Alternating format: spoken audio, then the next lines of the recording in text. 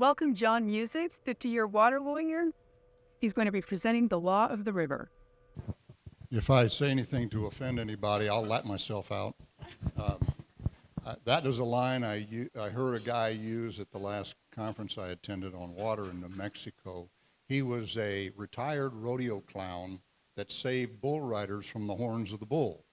And he had everybody in the audience, last guy to speak, including all of the executives, all the state public officials, applauding at what he said, which is, you have a good goal, but you're going about it the wrong way. You're siloing your approaches. And he says, if we do that in the bull ring, somebody's going to get hurt. We have to be horizontal and vertical in our application. We have to look forward and backward. So I share that with you because this was a rodeo clown that was smarter than all the PhDs, lawyers, and engineers and politicians in the room, and made some real witticism.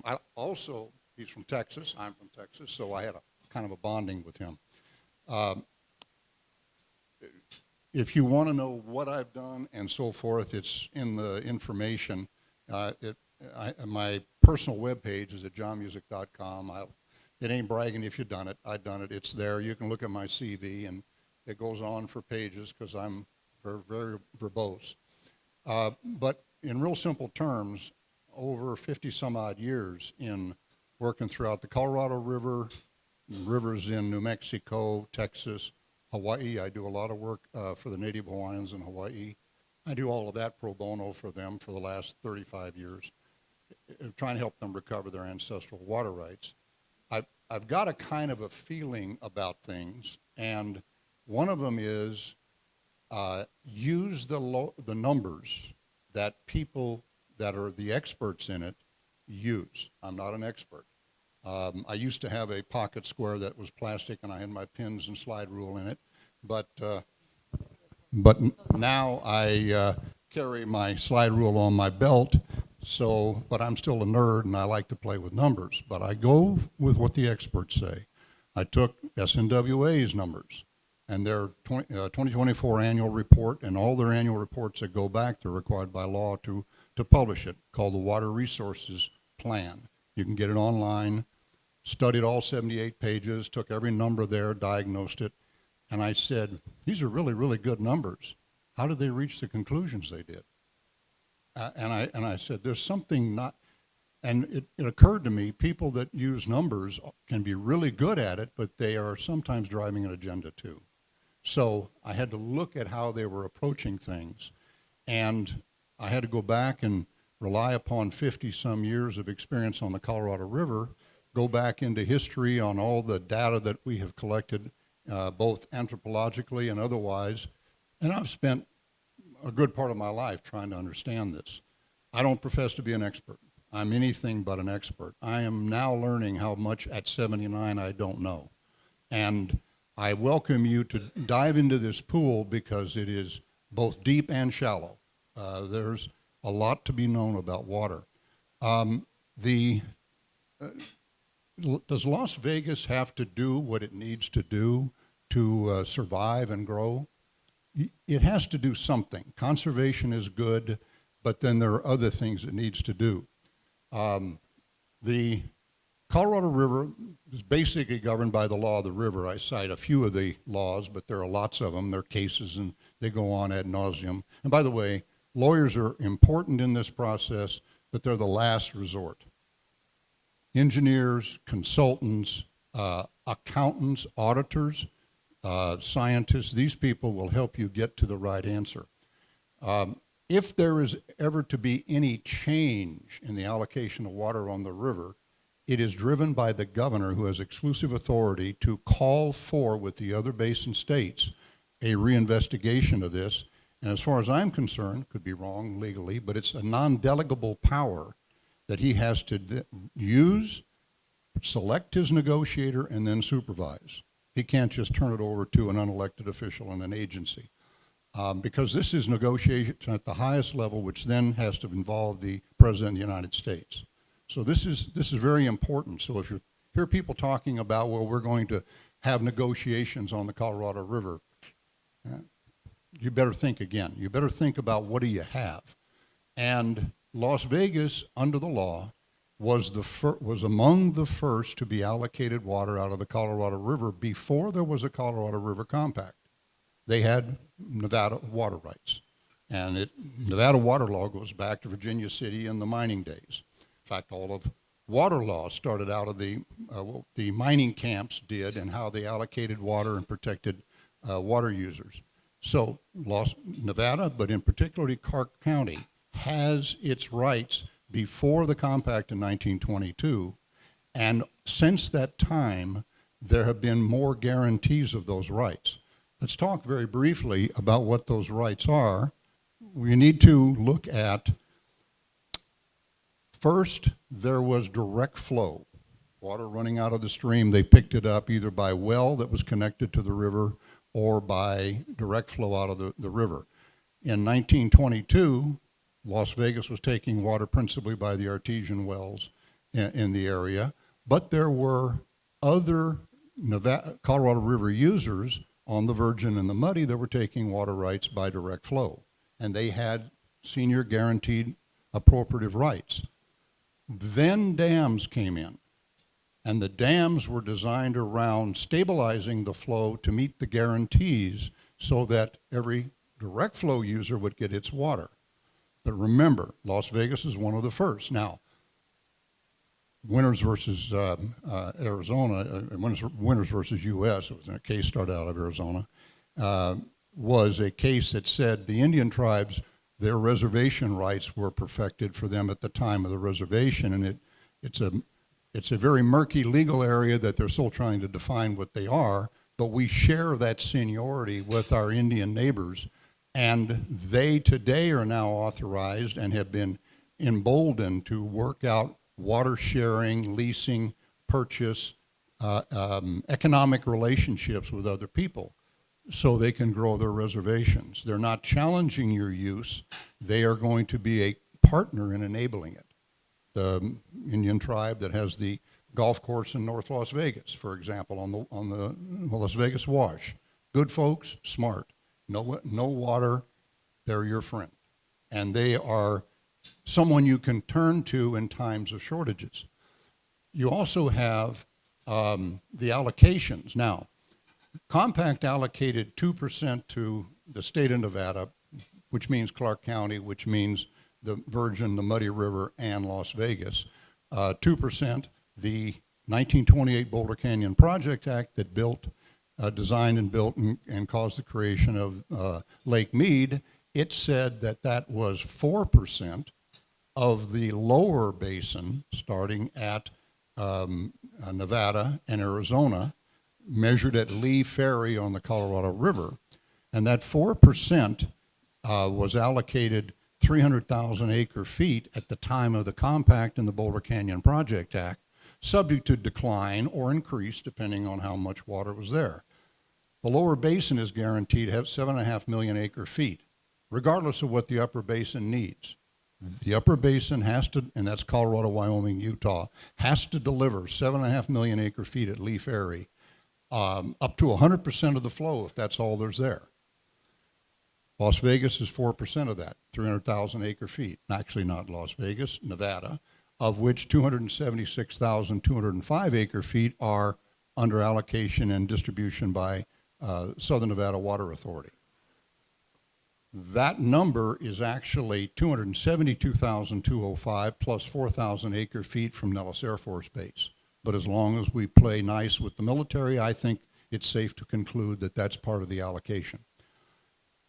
That number is limited only by direct flow in the river as modified by security guaranteed by the dams.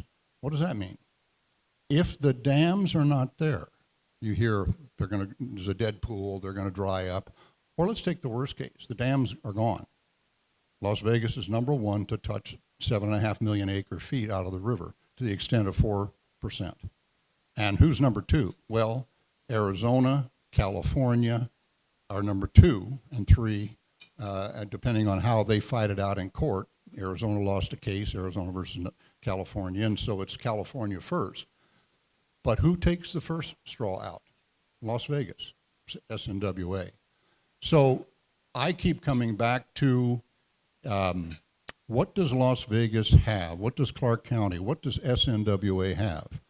And they have a unique position on the river. The city of Las Vegas, basically Clark County, most of the metropolitan area, is very, very close to the reservoir. Obviously, then any water that is distributed from the city, like recycling wastewater in the Las Vegas wash, goes into the reservoir. That's an important thing to keep in mind, because does any other state in the lower basin have that proximity? No. Phoenix, Arizona doesn't. MWD, Los Angeles doesn't. They do not have that proximity. They need dams to get their water. Now, Imperial Irrigation District down in Calexico or Palo Verde at Blythe, and the Indians, tribal nations, have proximity to the river, but they can use the recycling credit. Well, let's look and see what the recycling credit is. There is a formula known as exponential decay. And I don't mean to get wonky on you, and those of you who are math whizzes will be able to correct all of the numbers I give. But if you look at the first drop the first day out of the river, and you only consume 10% of that, then you have 90% left. And if you take that drop out, plus whatever is necessary to put it back up, another 10% to 100%, how long will that formula last you? 135 years on the first drop, second drop, third drop. And what does that mean? That means as long as Nevada has the proximity to the river and conducts recycling and does it efficiently, and so far they're doing it very efficiently, they'll be able to use that. Now, SNWA has in their water resource report these numbers, and I ask you to look at it because they break it down. The one thing they miss is first recycling use, what happens to the second? One of the answers is, well, we've foregone that because of agreements on the river. Only the governor can change that. So go back to the first principle.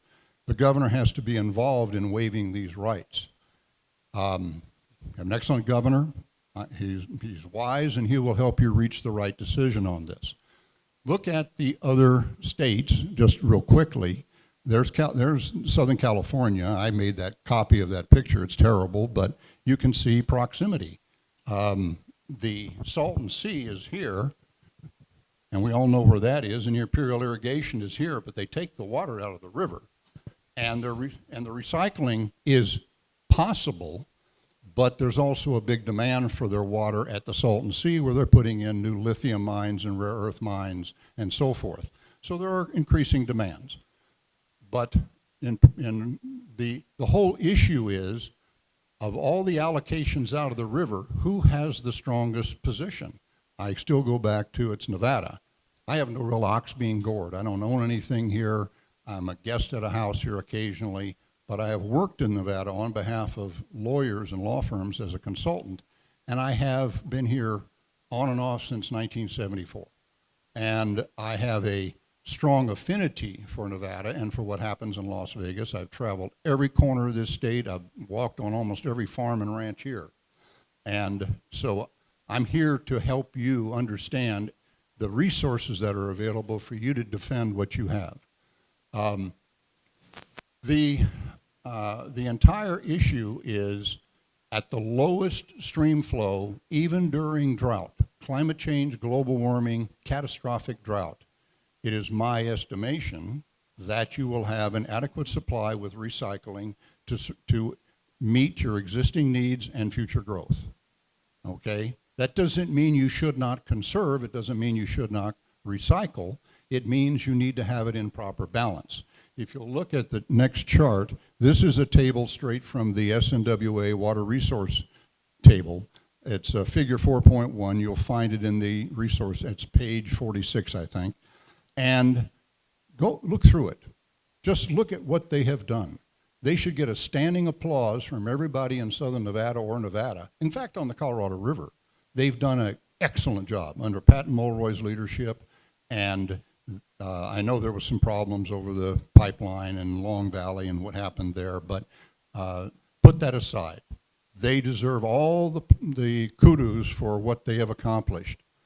In my humble opinion, What they have done now with AB 356, AB 220, and these laws is they have lost their mojo. They, they were, they were the smallest mouse in the elephant herd that had the best rights, and as long as they stayed away from the elephants, they weren't going to get smashed. So they deserve the credit. They've been doing that for a long time. Las Vegas is an area that was, now I'm going to talk about something I know nothing about. Probably everybody in this room does. What is your brand? What is Las Vegas's brand? Well, I keep looking at it and I go, the brand is abundance. I mean, do you ever have a casino take out an ad saying, come, lose your money, and if you win, we can't pay you? We're out of money. The food is cold. The beer is warm. That's not what happens. I don't understand why the casinos are not standing here with me, because of all the businesses, they've done the most admirable job. First of all, they have the first priority of water on the river because they have groundwater that runs through the Las Vegas Wash, which is under their casino footprint, and they take the water out. They've been doing admirable work in husbanding the water inside the casinos. They should be protecting their brand, because growth can only happen if people want to come. Now, I did a slide trying to point this out, and it is, what do? We allocate surplus, we don't allocate shortage. That's what you should be doing. And the more water equals more economy, less water equals less economy. Everywhere you go, anywhere in the world, read the professional papers. This is the conclusion of people a lot smarter than me. If you allocate shortage, it equals less water. Now, wait a minute, what does that mean? That doesn't make sense. We're allocating shortage by conservation. Why is that less water? Under water law, and here's, all the lawyers are going to disagree with me, and most of the bureaucrats will disagree with me, but under water law, you only lose it if you don't use it.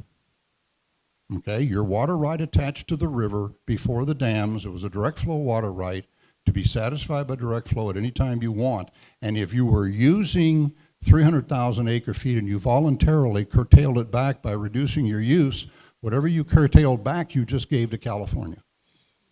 Okay? Lawsuits will be filed by this. People will probably try to have me disbarred over saying that, because they say you don't know what you're talking about. Pretty good guess I'm right on that, since it's been defended as a legal right since the beginning of time, since the first, in 1859, the first laws were created in the mining camps. Continue to use it, but you must use it reasonably without waste. So there is a test there, so you have to be wise about it, but don't shrink your supply. Take that supply and reallocate it to a different but equal use, hopefully more economically viable.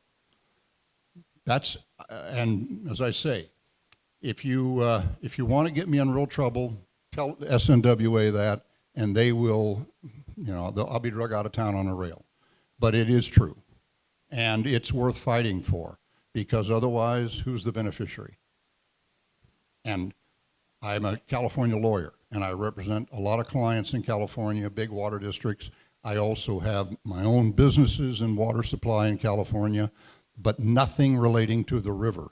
We're about increasing supply with recycling. So it's good enough for California, it's good enough for you. The last slide I leave it with, ask yourself, is the excessive use charge destroying trees and grass? Is it enhancing your brand, or is it threatening the quality of your life? That's your judgment to make. Most of you are multi-generational families. You know better than I do what it took to be here and how to make this a great place. I think you have the wisdom to make that decision. I encourage you to get involved, because that's the way the decision is made at the highest level, with customer input. And the last thing I will say is, I have also, regrettably, developed a few pieces of property over the years. And the first rule I had was, and I've also represented some of your big developer names here, and I always said to them, and they paid me for my advice, you pay the cost for your growth. How much does it cost you? I guarantee you, out of your P&L, it'll be virtually a decimal point, $100 a home, for you to acquire the water you need to have the water available for growth. That's minuscule in the balance sheet of these companies. I know, I've studied them. They're your friend. Bring them along. Hughes, Rhodes, Kaufman and Broad, all of the great developers. Just let them know they need to be a partner with you so you don't put a burden of future growth on existing residents. Because who are the existing residents? People that paid the cost of building the water system over the last 100 years, that have come in as pioneers, and they have built this system. I think they have equity. That equity should not be a bill to sponsor more growth. My humble opinion. Thank you very much. Thank you, John. Thank you for joining us. We hope that you found this informational, educational, and inspirational. And if you did, please consider joining us, registering for our organization, and making a contribution so that we may further educate and expand this knowledge throughout the community. It is an important effort. We want to preserve our quality of life here in Southern Nevada. We are a growing community, but we need to grow smartly, and growth needs to pay for itself. Please consider a donation to the Water Fairness Coalition. Thank you for your time and your attention.